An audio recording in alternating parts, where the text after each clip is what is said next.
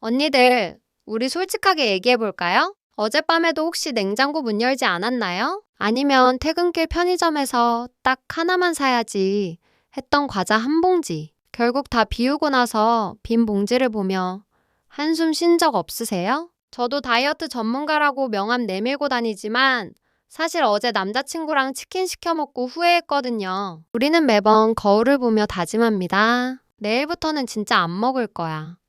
내 의지는 왜 이렇게 약해 빠진 걸까? 라면서 자책하죠. 그런데 언니들, 그거 아세요? 우리가 그 과자를, 그 라면을 끊지 못하는 게 단순히 우리의 의지 문제가 아니라는 사실요. 누군가가 우리가 멈출 수 없도록 아주 정교하게 설계해놨다면 믿으시겠어요? 오늘 제가 가져온 이야기는 바로 그 설계자들에 대한 폭로입니다. 오늘 소개할 책은 퓰리처상을 수상한 탐사 보도 전문 기자 마이클 모스의 솔트 슈가 패드입니다. 제목부터 아주 직관적이죠?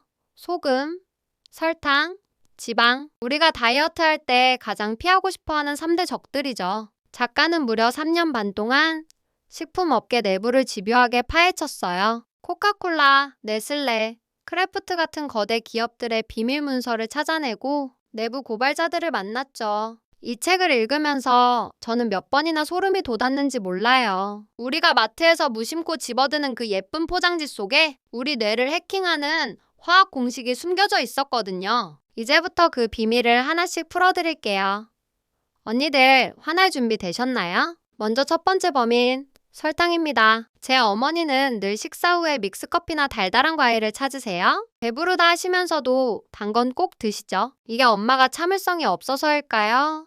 아니에요. 인간은 본능적으로 단맛을 사랑하게 태어났어요. 원시 시대에 단맛은 곧 에너지였고 생존이었으니까요. 갓 태어난 아기 입에 설탕물을 넣어주면 미소를 짓는다는 연구 결과도 있죠. 식품회사들은 바로 이 본능을 이용합니다. 그들은 단순히 달게 만드는 게 아니에요. 뇌가 가장 쾌락을 느끼는 정확한 당도, 바로 블리스 포인트를 찾아냅니다. 블리스 포인트란 너무 달지도 않고 덜 달지도 않아서 우리가 먹는 순간 와 맛있다 라고 느끼며 뇌에서 도파민이 팡팡 터지는 바로 그 지점입니다. 이 지점을 넘어가면 너무 달아서 질리지만 이 지점에 딱 맞추면 뇌는 그만 먹어라는 신호를 차단해버려요.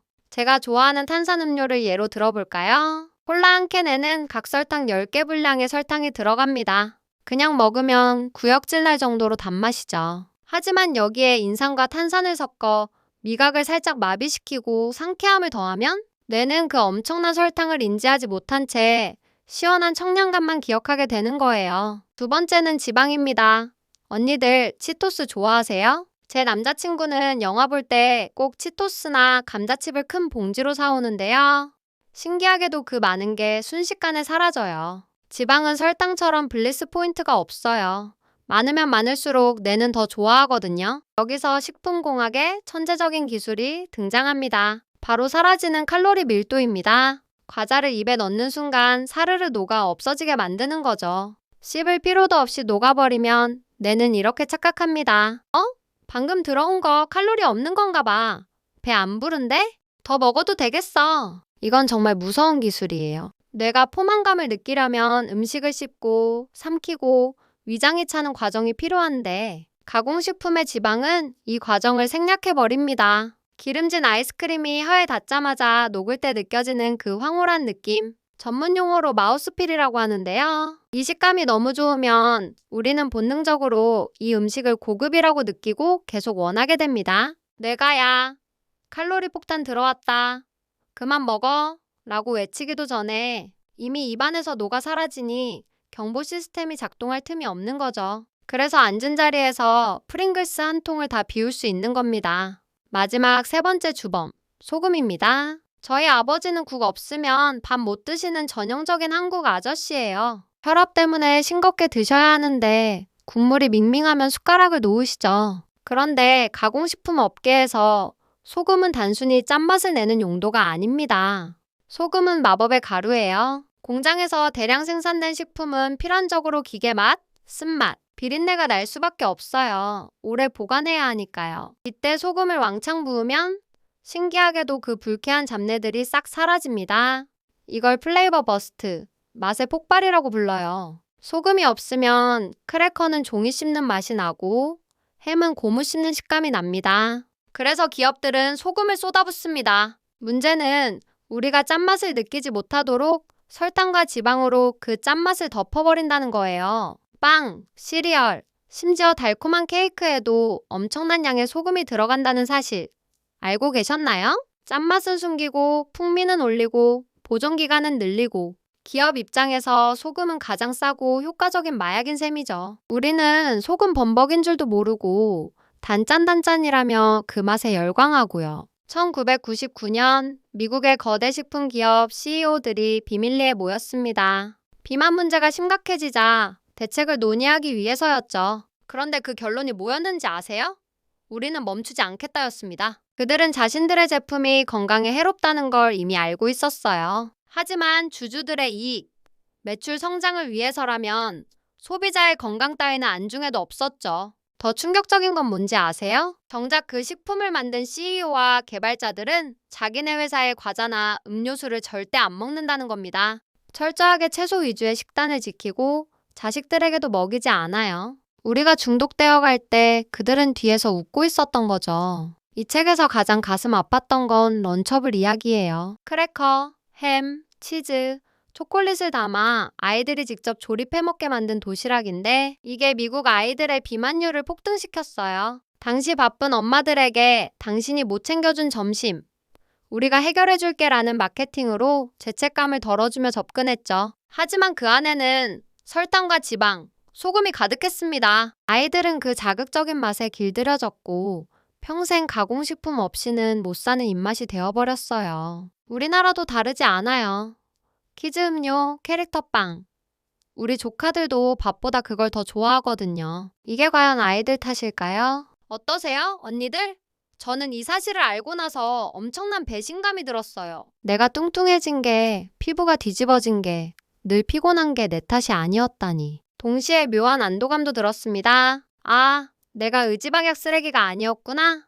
나는 그냥 거대 기업에 아주 충실한 호구였구나. 이걸 깨닫는 순간 다이어트의 방향이 완전히 바뀌었어요. 예전에는 무조건 참자였다면 이제는 속지 말자로요. 적을 알고 나니 싸울 방법이 보이더라고요. 이제부터 우리가 어떻게 이 거대한 덫에서 빠져나올 수 있는지 제가 실천하고 있는 현실적인 방법들을 알려드릴게요. 첫 번째 무기, 뒷면을 뒤집으세요. 예쁜 앞면 포장지는 광고판일 뿐입니다. 진짜 정보는 뒷면 영양성분표와 원재료명에 있어요. 액상과당, 정제염, 가공유지, 어려운 이름들이 앞에 적혀 있을수록 피해야 할 음식입니다. 저는 마트 가면 탐정 놀이하듯 뒷면부터 봐요. 무설탕이라고 써놓고 액상과당이나 다른 이름의 당을 넣은 제품들이 수두룩하거든요. 처음엔 귀찮지만 딱 3초만 투자해서 뒷면을 확인하는 습관이 언니들의 뱃살을 지켜줍니다. 내가 뭘 먹는지 알고 먹는 것.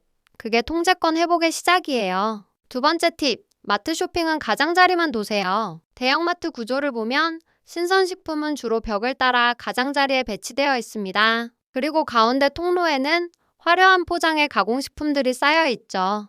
저는 장을 볼 때 일부러 가운데 통로로는 카트를 밀고 들어가지 않아요. 눈에 보이면 사고 싶어지니까요.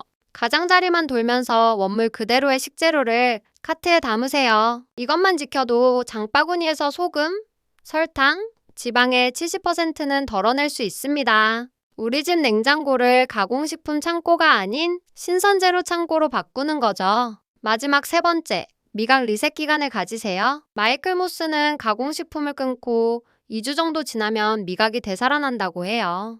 저도 해봤는데요. 처음 3일은 정말 미칠 것 같았어요. 라면 국물이 너무 당기고요. 그런데 딱 2주만 참고 자연식으로 먹었더니 놀라운 일이 벌어졌습니다. 예전에 즐겨 먹던 과자가 너무 달고 느끼해서 못 먹겠더라고요. 짠 국물은 소태처럼 느껴지고요. 마비되었던 혀가 정상으로 돌아온 거죠. 우리 몸은 생각보다 회복력이 빠릅니다. 2주만 투자하면 억지로 참는 게 아니라 맛없어서 안 먹게 되는 경지에 오를 수 있어요. 언니들, 우리는 그동안 너무 자극적인 맛에 길들여져 있었어요. 식품회사들은 우리의 쾌락 중추를 끊임없이 자극해서 돈을 벌어갔죠. 하지만 이제 그 비밀을 알았으니 당하지 말아요. 밍밍하고 심심한 맛, 그게 진짜 자연의 맛이고 우리 몸이 원하는 맛입니다. 오늘 당장 부엌 찬장을 열어보세요. 그리고 나를 조종하려 했던 그 녀석들을 과감하게 정리해보세요. 처음엔 조금 허전할지 몰라도 곧 가벼워진 몸과 맑아진 머리를 선물 받을 거예요. 당신은 식품회사의 실험지가 아니라 내 몸을 아끼고 사랑하는 주인이니까요. 오늘 영상이 언니들의 식탁을 바꾸는 작은 계기가 되었으면 좋겠습니다. 혹시 오늘 장 보러 가신다면 카트 가장자리만 돌기 꼭 기억하세요. 그리고 뒷면 성분표 확인하는 것도 잊지 마시고요. 이 영상이 도움이 되셨다면 구독과 좋아요 눌러주시고 저는 더 건강한 이야기로 돌아올게요. 오늘도 건강한 하루 보내세요.